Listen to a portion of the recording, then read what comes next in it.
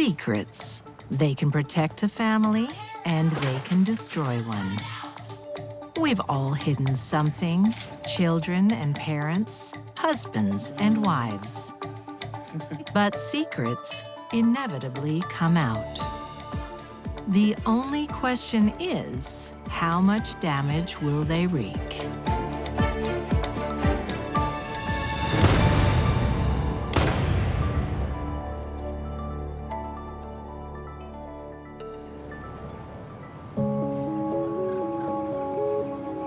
In Toronto, Canada, 2000. 14-year-old Jennifer Pan's parents have her whole life mapped out, starting with the best grades. How do you like your trophy? She was the top of her class. Her teacher said she was one of the best students he ever had. And her proud parents, Han and Bich, are counting on it. Jennifer's parents put tremendous pressure on her to achieve at a wide variety of activities. In particular, when it came to education, they were very, very firm on acquiring an education. It's my great pleasure to announce this year's middle school valedictorian. Jennifer has worked hard to please her mom and dad. She believed that she was going to win. Rebecca Johnson. And she didn't. I'm so sorry. I thought it'd be you. Her parents want so much for their daughter, but she hasn't delivered. She was devastated. She thought, what's the point? All of this hard work, it's hopeless. Jennifer never wants to disappoint them again. So she doesn't. They say that deception comes to those who are under a lot of expectation. She forged her report cards and gave herself straight A's. Lying becomes a lifestyle. This lasted for the next 4 years, and her parents were none the wiser. Parents want to believe that their offspring are doing what's expected of them. And until they're shown otherwise, they tend to trust and believe that they are.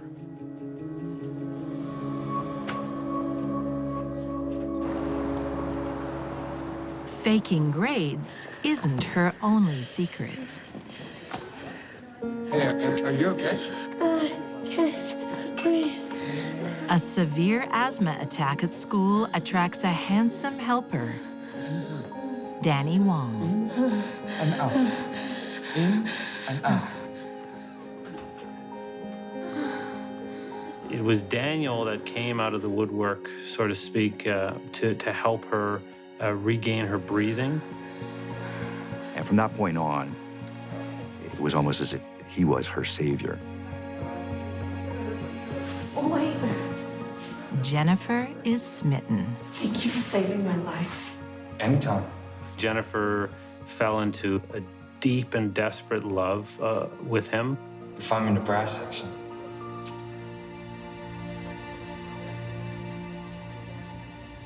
Her strict parents have forbidden her from dating, so she keeps Danny a secret too. And before long, 2 secrets become 3. Years of fake grades mean Jennifer doesn't even graduate high school.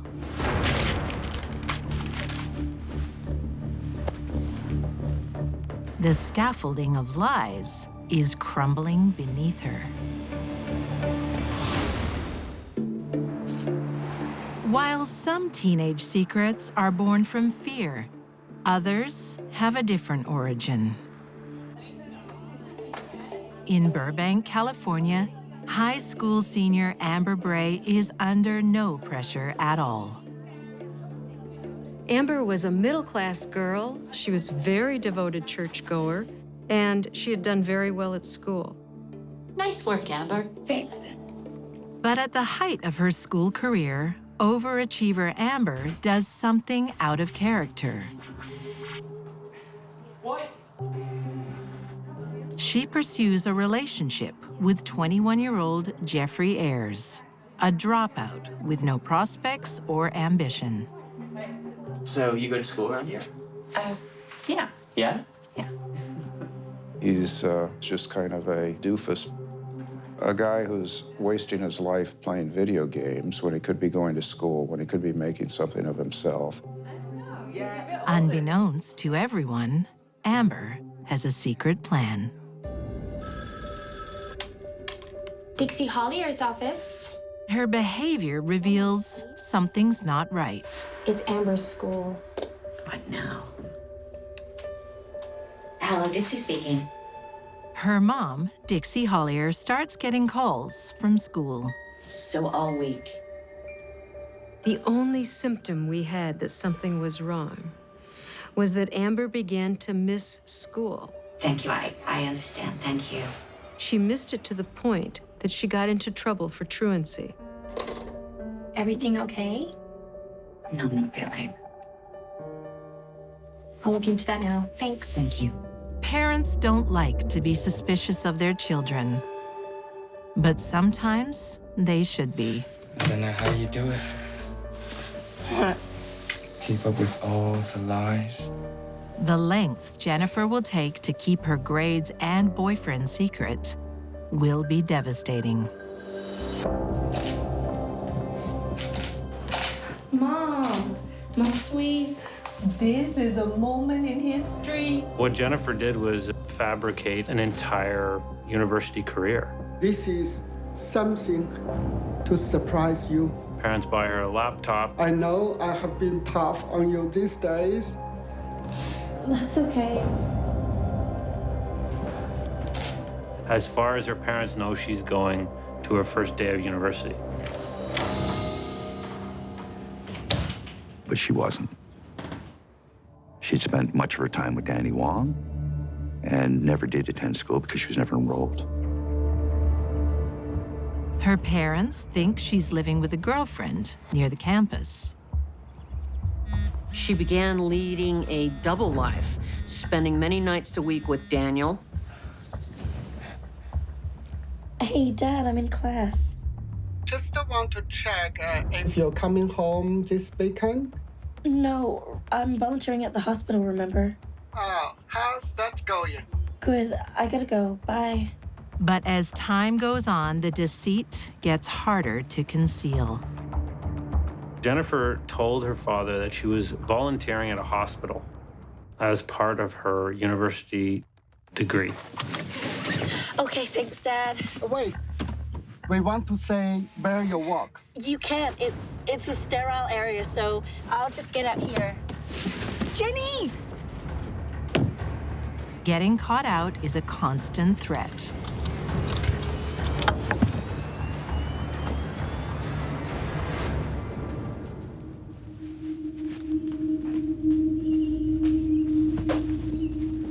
She bolted from the car and hid for 2 hours while her parents looked for her. Excuse me, our daughter is working in this hospital as a volunteer. So do you know where can we find her? Her name is Jenny. This magnificent tapestry of lies that Jennifer had woven for herself was bound to come apart sooner or later. I'm sorry, but as far as I'm aware, we don't have volunteers at this hospital.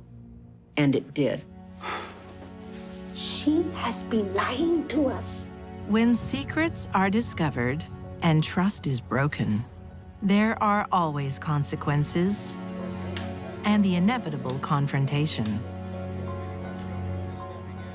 And that's something teenagers don't always handle well.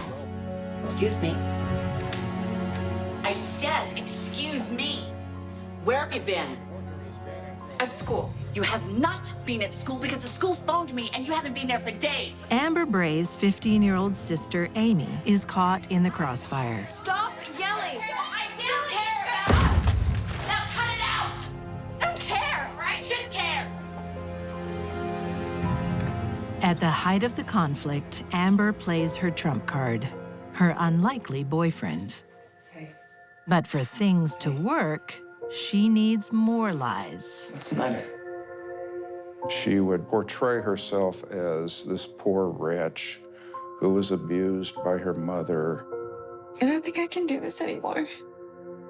There's no evidence of abuse, but Jeffrey buys her story. You're a young man, and all at once you have this beautiful young woman showing this great interest in you. Pretty soon, you get suckered into the story about how mean mommy is to her. Then Amber tells him she can't take it anymore. If you don't do something about my mom, I think I'm gonna kill myself. She had programmed herself to want the murder more than anything else in her life. Killing her mother was her ticket to freedom. Anything that's gonna make you happy, I'll do it for you, okay? You promise? I promise.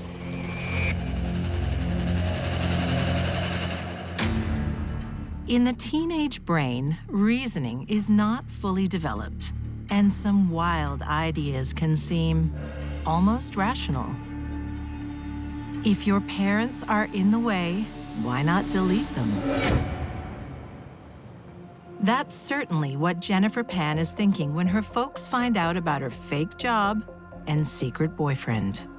You have brought disgrace on this family for the last time. Her father said to her, "If you see Daniel again, it will be over my dead body." While I'm still alive, you will never see that boy again. Don't ever say that to a crazy, angry kid.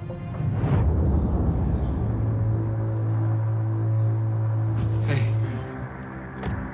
Jennifer is not only still seeing Danny, she is going to use him to solve her problems. Jennifer was the mastermind. She came up with the idea of hitmen coming to kill her parents in a grand, sort of phony home invasion. This is my parents' life insurance policy. We could be together if you found someone to do it. Danny Wong, in fact, I've got someone. had known over time some people that he believed were capable of carrying out the murders. In the mind of impulsive teens, the concept of murder may not include the awful consequences. They see only the upside. Amber Bray is so immersed in her own world and what it could be, her mother's future is of no concern. I made a list. Jeffrey and Amber had only known each other a few months, but they were already talking about getting married. So I've invited 100 people. The young lovers draw up a guest list. But two names are conspicuously absent: Amber's mother and sister Amy. What does that tell you? I think Amber did a great job of basically manipulating Mr. Ayers. We're gonna have like a big house, right? Romance him, seduce him, and say, we can live happily ever after. You just have to do one thing. In handwritten notes to her lover, Amber reveals just what that task is. There was a series of communications about killing the mother, thereafter buying a house with the mother's money. They thought with Dixie's money, retirement savings, they'd live happily ever after. A teenage murder plan is like a teenage frat party. Anything can go wrong.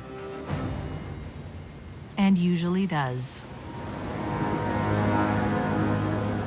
November 8th, 2010. The Pan family settle in for the night. Good night, Mom. Bye. Jennifer walked downstairs and gave her mother a hug. Unlocked the door. She's not going to bed. Jennifer is preparing a signal. The light in the Pan household hand study goes on for exactly 1 minute and turns off.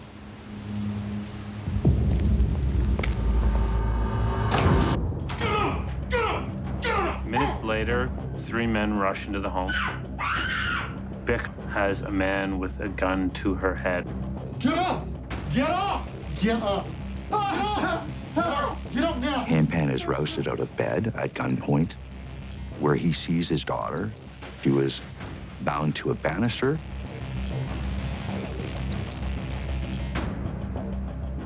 The parents are taken down to the basement,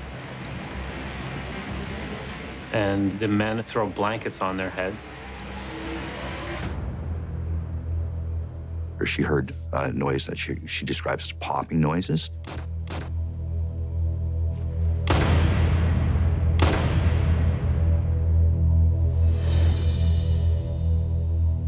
She shot multiple times. Ultimately, the last shot is to the back of the head.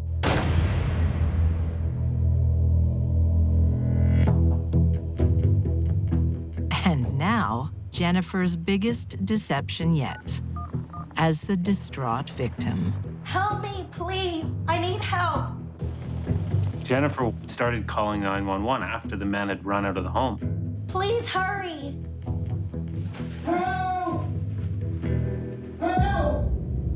What she didn't expect to hear is her father rising up from the basement, moaning and groaning and screaming. Dad, are you okay? Help is coming.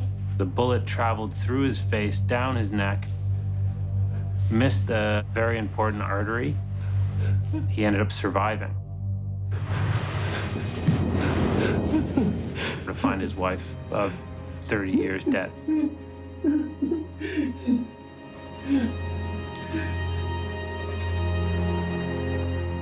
You could hear Han Pan on the 911 call, obviously moaning as he escaped out of the house. Han is rushed to the hospital in a critical condition. Jennifer gives police her version of the events, but it will be some time before they can speak to her father. He was in a coma for days.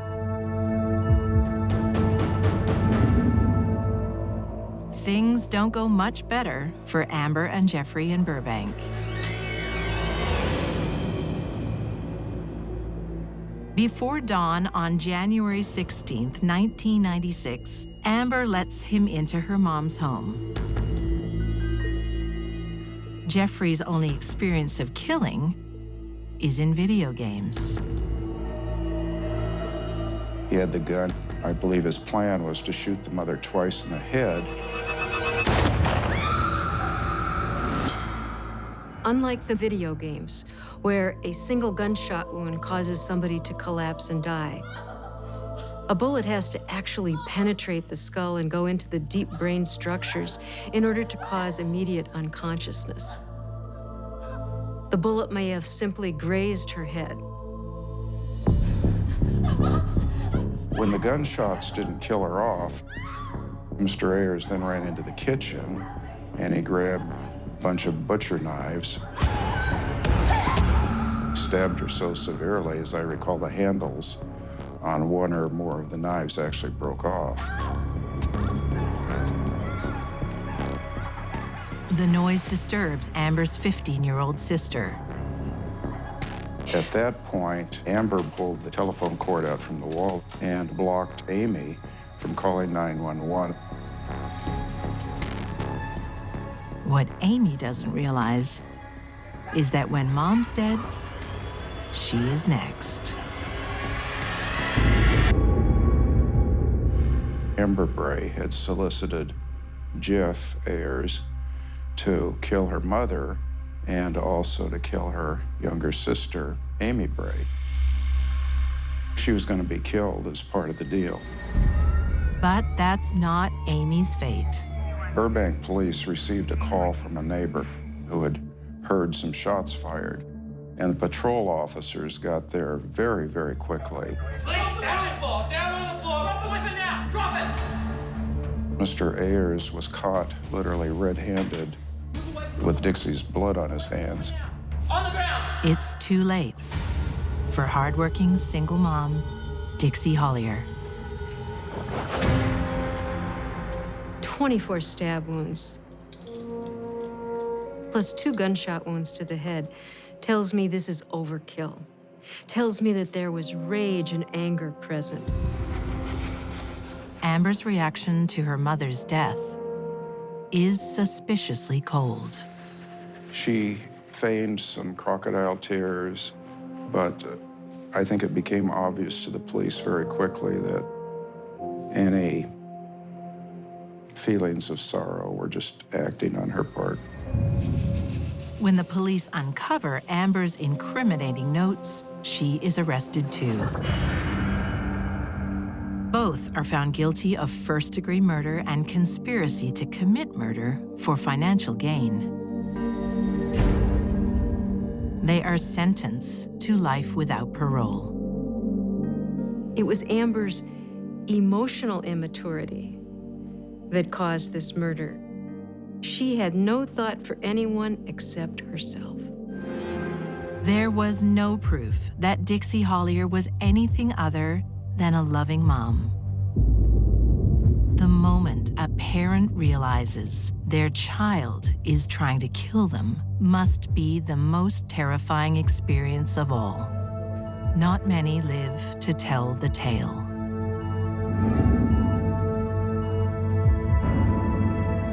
Jennifer. He told the police that Jennifer appeared to be familiar with one of the intruders. Hans said that the intruder was actually consoling Jennifer. Jennifer tries to lie her way out of trouble one last time. She told the police that she had hired the men to come into her parents' home and kill her.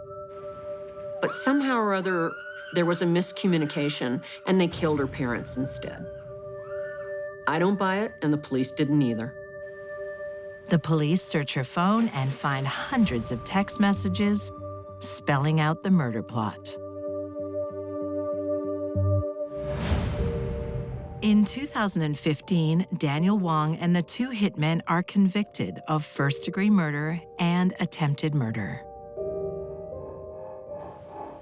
They are sentenced to life with a minimum of 25 years.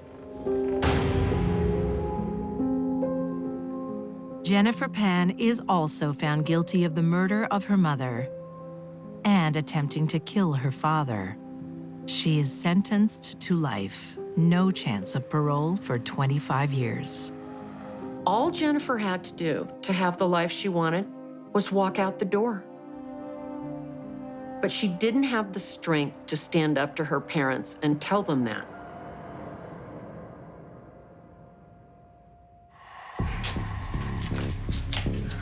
Thank you, Mama. For any parent, seeing their child standing on their own 2 feet is a mark of achievement.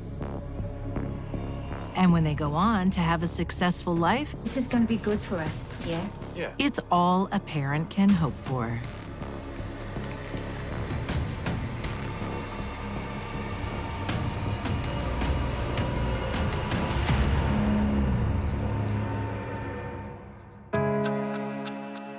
Guess what? We can rent jet skis. Wow, awesome. It's going to be an exciting summer for the Lunney family. 41-year-old Tina wants the best of everything. She was planning this big trip, grand trip, with a lot of other people from town. We're gonna rent this large, beautiful home. How much is all this costing? We're sharing the cost between a bunch of families, Mama. For 81-year-old widowed mom Marie Zoppi, it seems very extravagant. Okay, kids, bedtime. Okay. It's my bedtime, too. Good night. Good night, Marie. Night, Mama. When they bought this home, it was set up so that she had her own place in the basement. Tina had a good relationship with her, and they shared a lot, but she also had a live-in babysitter. For a professional working woman, that's a good deal. Living in New Jersey, Tina mixes with a very well-to-do social set. Beautiful homes, swimming pools, one of the better school systems in the state. It's the kind of place you'd want to live in.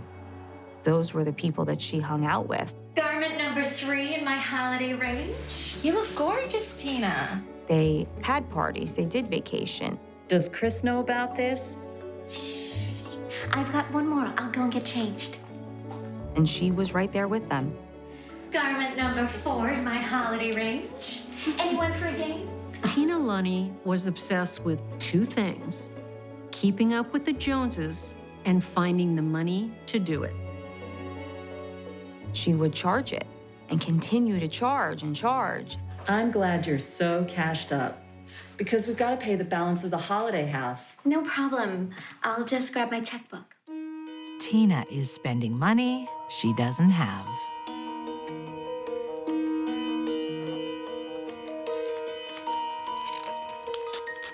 Tina was an accountant by profession, but she couldn't manage her own checkbook. Tina had a number of credit cards that were all maxed to the limit. It was financial disarray. Money can be an instrument of love, an instrument of punishment, and sadly, a motive for murder. Lines can become blurred if a mother's savings become more attractive than a mother's love. Peoria, Arizona, 1990. A fresh start for multiple sclerosis sufferer Lynn Carlson, her son, David, and his new wife. Oh, no.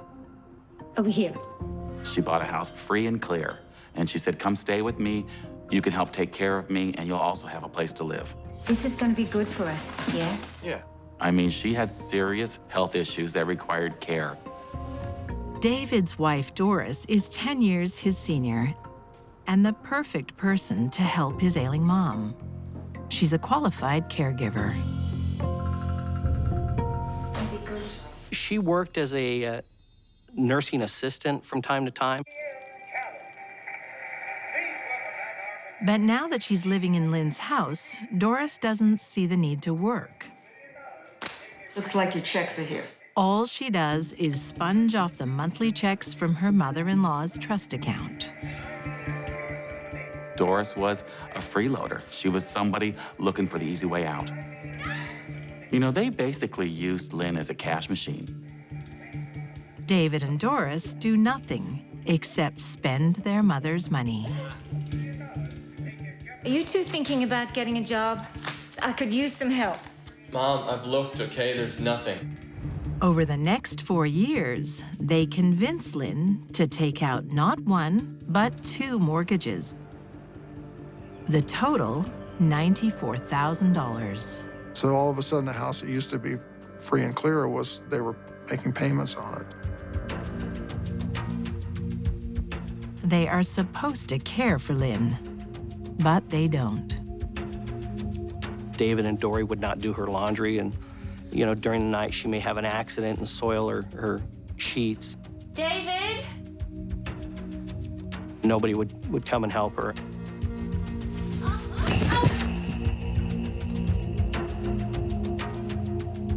That is disgusting. David, please. They didn't love her. They didn't care for her. There's nobody there for her at that point. For David and Doris, family money is there to be taken, not earned. In contrast, Tina Lunney, a successful accountant, makes a good living. But somehow, she still needs her mom to pick up the tab. Tina! Tina, what's happening? Rather than pay the electric bill, she'd rather spend the money on something fun. You okay, Mama? That was her value system. What's happening? Is it a blackout? Missed the payment. Tina is living way beyond her means. Why didn't you pay it? I'm out of money, Mama. As usual, Mom comes to the rescue.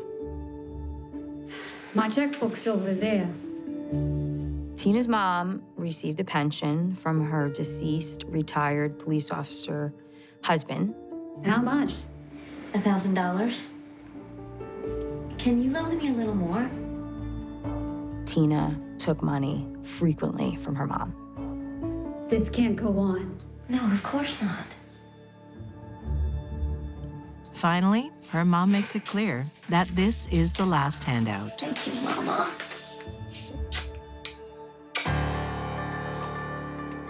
But soon, a big deposit is due on the family holiday house. Tina, I got a call from the realtor. Everything okay? Well, no. Your check. It bounced. What? There must be a mistake. Her place in that social circle is being put in jeopardy because at some level, she felt like maybe they would think she didn't belong just because she couldn't pay for this trip. I'm sure it was a problem with the bank. They would have all found out Tina was not about to let that happen. Tina needs cash fast. This was it. She was under a deadline. How'd you sleep, Mama? Not so good. My neck is really itchy. That's not good. I mean, it is minute by minute, tick, tick, tick. Maybe you just need to have a good rest today. Okay. Rest up. The wolves were at the door. Tina is determined to get the money at any cost.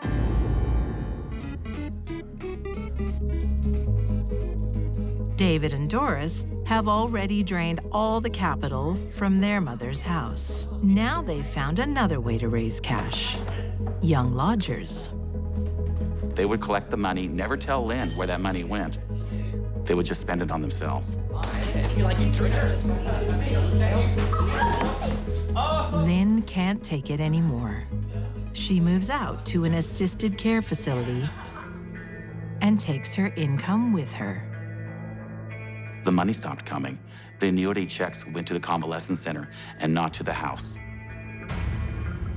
David and Doris are now forced to fend for themselves. $1,600 per month, so that was gone. That was their income. Lynn settles into her new home, Oh, you spoil me. receiving the attention she's lacked for so long. She grew to really like the care facility. She got to know some of the other residents, and she really started enjoying herself. We have visitors. The same can't be said for David and Doris. They're drowning in debt. They were about to lose the house. The utilities hadn't been paid. Everything was going to be shut off. Listen, Mom, we kind of need some help. They were definitely in dire straits. We need $6 grand. Now. Emotional blackmail is a handy weapon for many a disgruntled family member. I'll talk to my advisor, and I'll let you know. He'll get back to us. You should be looking after your son, you mean old cow. Is everything okay in here? And for some, when that doesn't work, there's the nuclear option. Moving from emotional reasoning to lethal force. On July 22nd, 1999, Tina Lunney takes action. If she wasn't going to get what she was asking for, this is what it was going to come down to. See ya. Tina's desire to spend excessively and put out an image that was really not true was stronger than her desire to be a good daughter.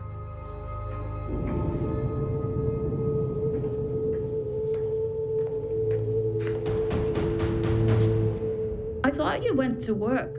I had to come back for my phone. Is your rash bothering you? Oh, that feels really good.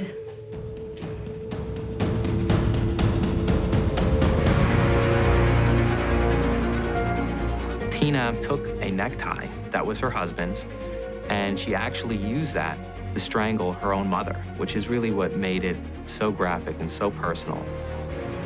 Marie was grasping and trying to stop it.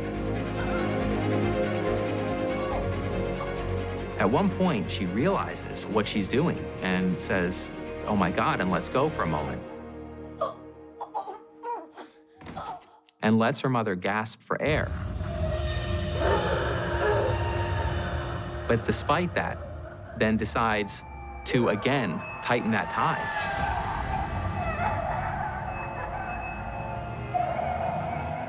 Probably the most gruesome and graphic way anyone could be killed.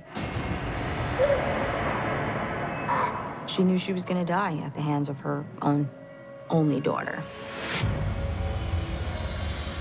Moments after Marie Zoppi draws her last breath,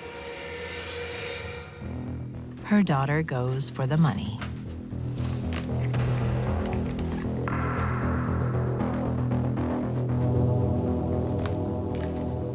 After the murder, Tina immediately proceeded to make payments right away on all sorts of accounts where she was delinquent. High on her list is the deposit on the vacation home. So her friends would never know.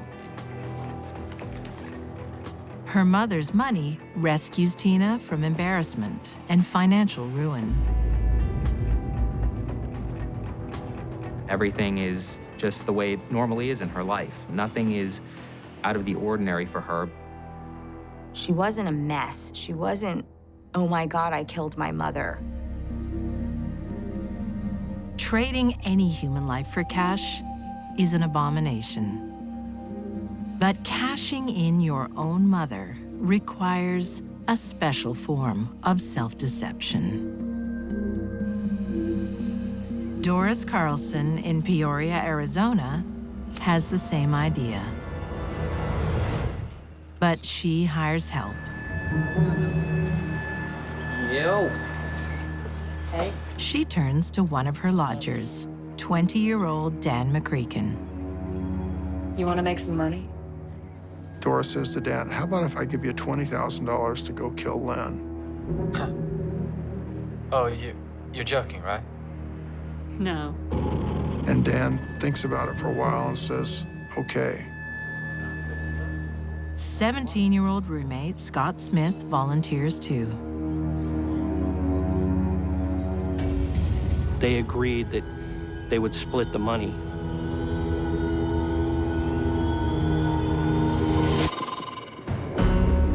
In the early hours of October 25th, 1996, Doris sets her get-rich-quick scheme in motion. Okay. Okay. Get in. Do it.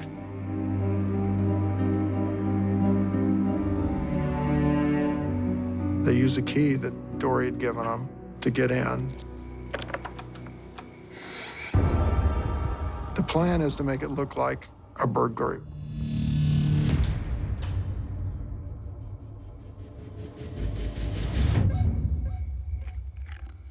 I can just see her sitting in that car, just waiting for the money to roll in, waiting for Lynn to get killed. But inside, there are second thoughts. Dan goes in there. He's like, I don't want to do this. I don't think I can do this. Just hurry up and do it! And then Scott says, come on, let's get this done.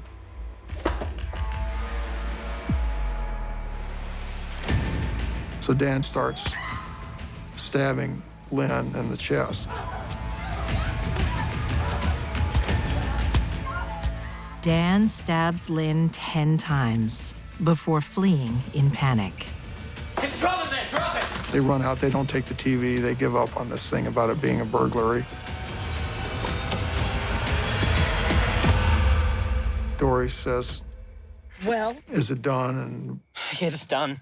one of the boys says, yeah, we took care of it. But they haven't.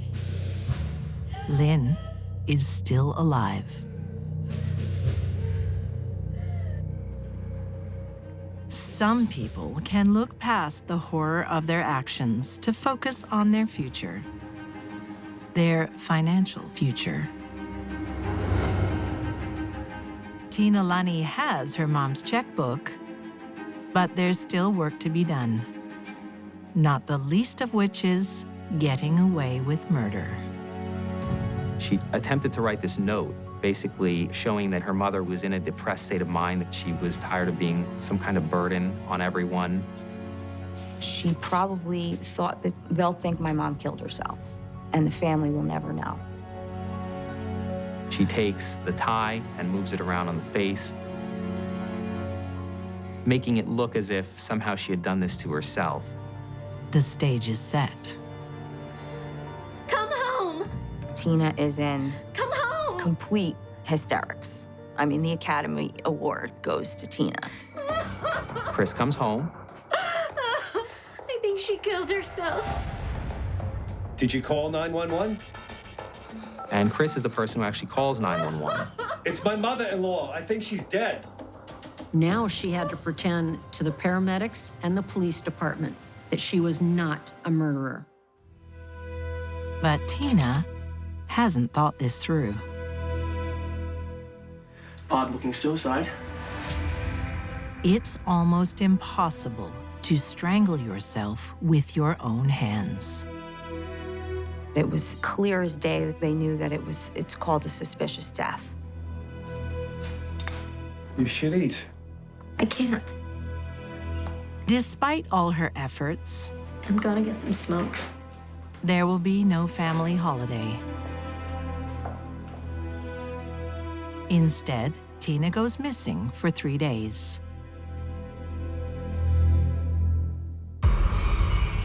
Until she turns up at a police station. Her conscience has returned.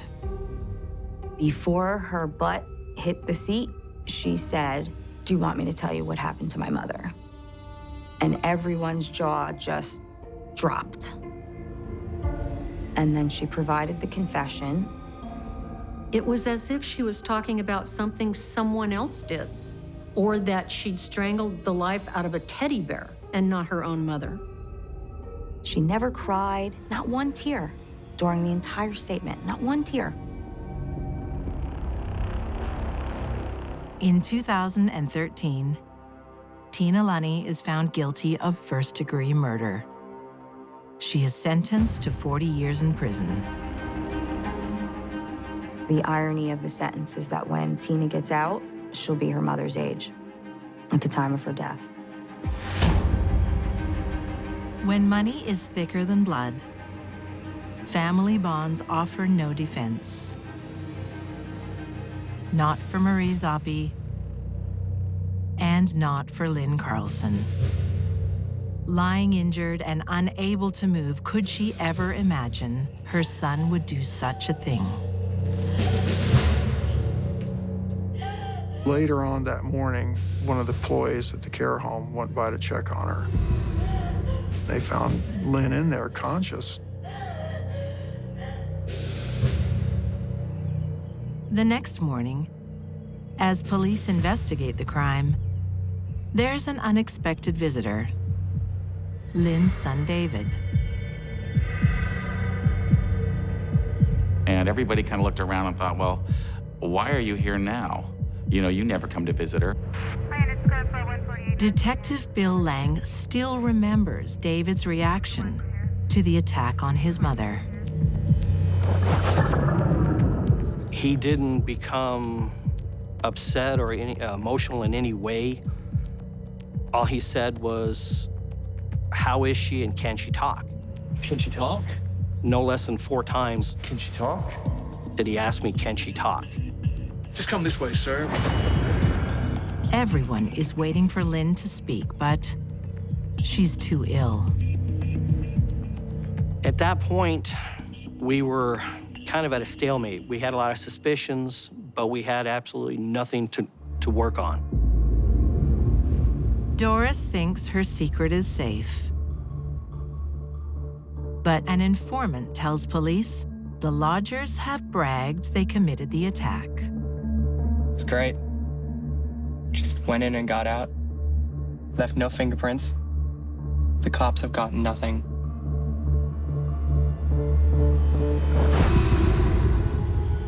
The 4 are arrested.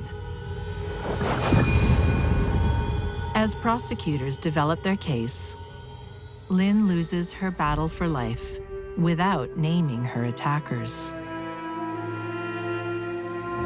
But it makes no difference. The police have all the evidence they need. Dan McGrean is found guilty of first-degree murder, receiving a life sentence. 17-year-old Scott Smith gets 10 years for second-degree murder. If they hadn't come across Doris, they probably would have gone on to maybe simple, not maybe great, but certainly not murderous lives. In 1999, Doris Carlson is found guilty of conspiracy to commit first-degree murder and first-degree burglary. She is sentenced to death, later reduced to life in prison. David Carlson is convicted of conspiracy to commit murder and receives life. It's all money. Basically, that's all it was, is it was just for money. While serving their time in prison, David and Doris learn they'll never get their hands on Mom's money. Once the trust company found out that he was implicated in the murder, they completely severed ties, and the money went to somebody else. You know, here's this person that brought you into the world, that has provided for you, and basically done everything she could to give you a better life. And then you give the okay to have her murdered so you can get her money. It's just something I have a hard time comprehending.